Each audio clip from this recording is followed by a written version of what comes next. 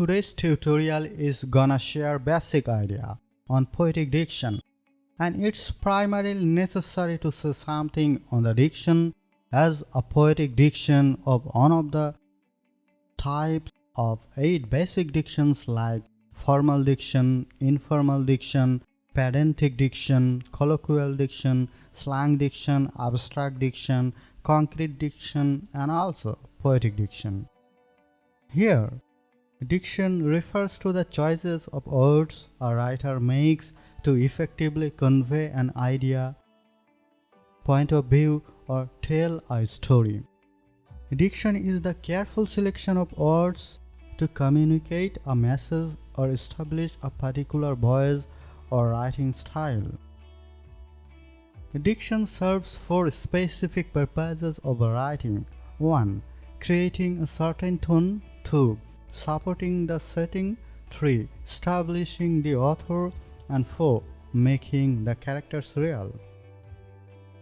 Creating a certain tone. In literature and fiction writing, writers often use figures of speech like similes and metaphors.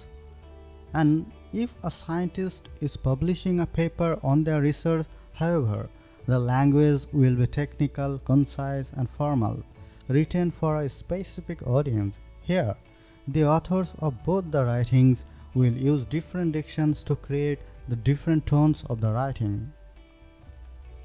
Supporting the setting.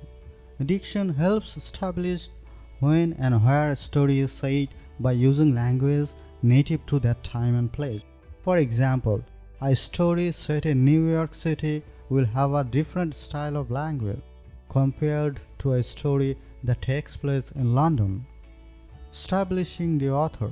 A writer's attitude towards the subject of a story comes through in the words they'll use. This helps establish an identity of the author for the readers.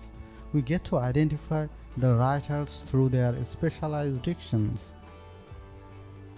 Making the characters real. A writer can tell a reader a lot about characters through their dialogue. The way a characters use diction reflects personal details like age and gender, background, social setting, and profession. For example, a younger character might use slang when they speak. Poetic diction. Poetry focuses on rhyme, rhythm, and imagery. To make all this happen in a poem, a poet uses specialized forms of words which are called poetic diction. Poetic diction usually involves the use of descriptive language, sometimes set to a beat or rhythm, and rhyme. Every author is different and identifiable through the use of their specialized poetic diction. Let us consider the first 4 lines of the Shall I Compare Thee to a Summer's Day by William Shakespeare. Shall I compare thee to a summer's day?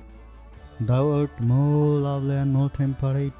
Rough winds do shake the darling buds of May, and summer's late hath all too short a date. Here, the marked phrases have so elaborative and are used to fit the rhyme and rhythm of the poem. These are a part of Shakespearean poetic diction like temperate, summer's lease, etc., and are frequent in the author's creations also. If you go through the 154 sonnets of Shakespeare, you will be acquainted with the words like self-substantial, niggarding, unfair, lazy, happiest, steep up, highmost, hap, unthrift, unprovident, and ruinate. It's important to study more than one text of a writer to understand the frequency of words and phrases in his or her writings, which determine the diction or poetic diction of that very poet.